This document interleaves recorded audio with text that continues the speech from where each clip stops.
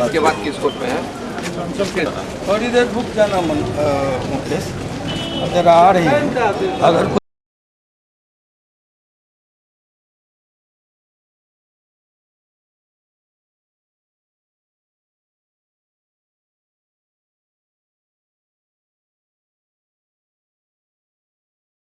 आनंद मोहन जी, सर्वोच्च न्यायालय देश का सबसे बड़ा न्यायालय है, फैसला वहां से आ गया है, क्या कोई विकल्प बचता है जहां आप देखिए, इस चक्रव्यूह के 7 दरवाजे हैं, 3 दरवाजे पर सत्य पराजित हो गया है।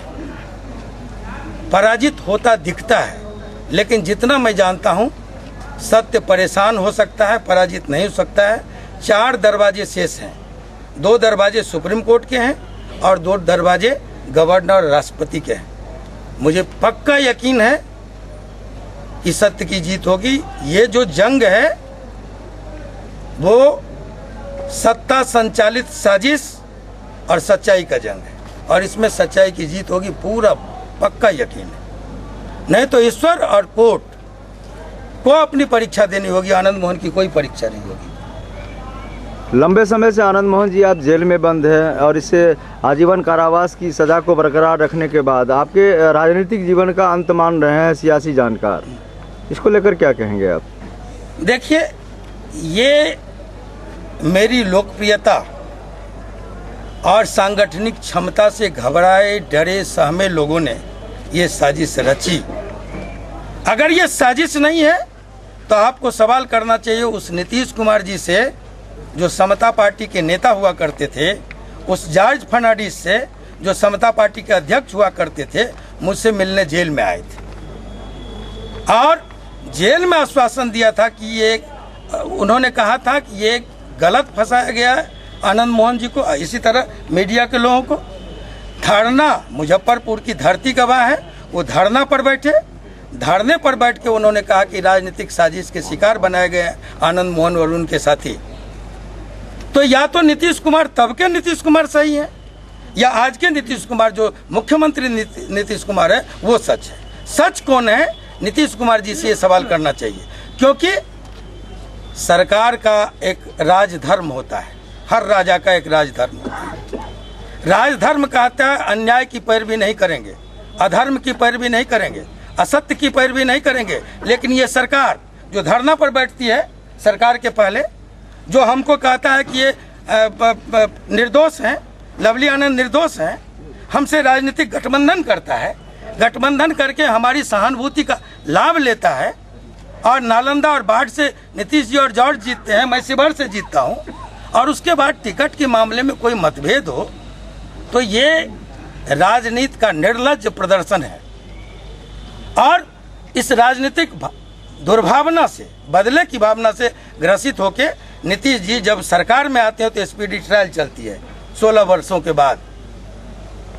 फिर निचली अदालत से लेकर सुप्रीम कोर्ट तक फांसी की सजा आनंद मोहन को हो, नीतीश कुमार पीछा करते हैं। तो ये राजधर्म नहीं है, राजधर्म झूठ का पीछा नहीं करता है, सत्य का साथ देता है, और राजा प्रजा का धर्म पिता होता है। नीतीश कुमार इस मामले में फेल हुए हैं, वह अनैतिकता, असच और अधर्म को साथ दिए। आनंद मोहन जी, सुप्रीम कोर्ट का फैसला आया, अप्रत्याशित फैसला है ये, निश्चित रूप से जो है दुख का सबब है। आप इस पूरे मामले को किस रूप में ले रहे हैं? देखिए, मैं इस फैसले से जरा सा भी निराश नहीं हूँ, क्योंकि सत्य मेरे साथ है।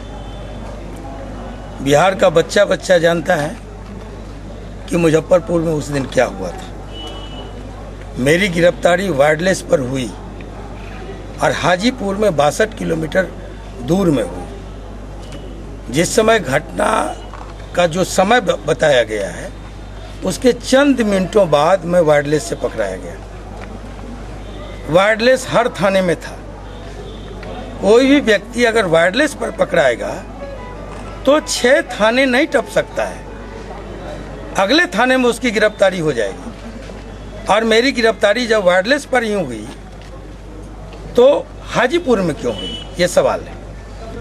मुझे 2:30 पर, जिसको हाई कोर्ट भी कोर्ट किया है, 2:30 पर मुझे लाया गया। मुकदमे में कहा गया है कि 6 घंटे विलंब का कारण यह है कि हम चेज करते हुए गए और आनंद मोहन को साथ लाए, लवली आनंद को साथ लाए। तो साथ लाए हैं 2:30 बजे, वहाँ पर एंट्री वो दिखाया, दर्शाया गया है कि 2:30 बजे मुझे हाजीपुर से छोड़ा गया और वो साथ गया है, साथ लाया है, तो 10:30 में मुकदमा गलत है। पूरा मुकदमा फर्जी है।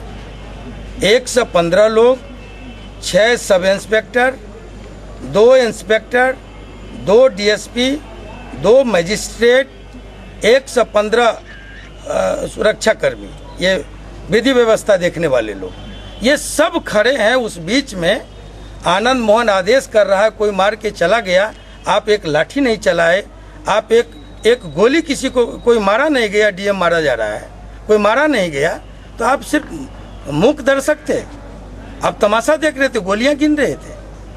सबसे बड़ी बात है, जो पहली गवाही किसकी होगी, कौन प्रत्यक्षदर्शी है जो डीएम के साथ है। डीएम के साथ बॉडीगार्ड है, डीएम के साथ फोटोग्राफर है टांगड़ी, और डीएम के साथ उनका ड्राइवर है। ये तीनों कहता है ना गोली चली है ना आनंद मोहन वहाँ मौजूद है। भारतीय न्याय व्यवस्था में स्पष्ट है कि 100 आदमी, 100 दोषी भले छूट जाए, लेकिन एक निर्दोष को सजा नहीं मिले। 5000 का क्राउड किसी डीएम को मार रहा है, 5000 लोग छूट गए और आनंद मोहन फंस गए। तो आनंद मोहन सेम चार्ज में लोग छूटते हैं और मैं फंस जाता हूं, तो क्या कीजिएगा। समुद्र मंथन हुआ था, अमृत भी निकला और विष भी निकला। देवताओं ने अमृत बांट लिया और विष शिव जी के हवाले हुआ, जिम्मे गया। तो मानिए कि किसी को तो शिव की भूमिका में होनी चाहिए, मेरी भूमिका वही है। आनंद मोहन जी, आखिरी सवाल है, आपकी पत्नी लवली आनंद कांग्रेस नेत्री हैं, लेकिन आपके इस मामले में कांग्रेस कहीं खड़ी नहीं दिख रही है। अब कौन खड़ी है कौन नहीं खड़ी है, सत्य इसका परवाह नहीं करता है। मेरे जैसे लोग इसकी परवाह नहीं करते हैं कि हमारे साथ कौन खड़ा है। हमने कहा कि धर्म और सत्य हमारे साथ खड़ा है, इसके अलावा हमको किसी की जरूरत नहीं है, और सत्य जीतेगा एक न एक दिन। और मैं आपको बता दूं, हर युग में इतिहास साक्षी है। 14 वर्षों का वनवास, 13 वर्षों का वनवास, अज्ञातवास, सबको हर युग में झेलना पड़ा है। जो भी परिवर्तन के काम से आता है, हो सकता है इतिहास और भविष्य हमसे कोई बड़ी भूमिका अदा करवाना चाहता हो। क्या हाल चाल, सब यहीं पर कर लेंगे। चलो ना फोटो, चलो गाड़ी के आगे का मत, आगे का ना